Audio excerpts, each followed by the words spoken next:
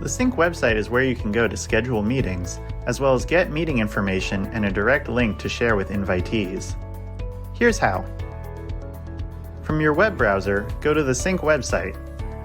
Click Sign In and log in with your HTC account. To schedule a meeting, click Create Meeting. There are several types of meeting rooms to choose from. Select the room you'd like to use. Type in a subject and choose the date and time of the meeting. You can book meeting rooms for up to 6 hours. If you have a company logo, upload it by clicking the plus button.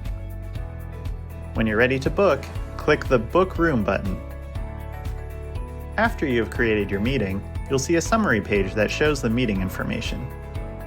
Copy this information along with the meeting link. Then, paste the information in your invitation email and send it. You can also use this page to upload files to your meeting room. Before the meeting starts, click the Upload button and select the files you want to upload. You're all set. Now you're ready to meet in VIVE Sync.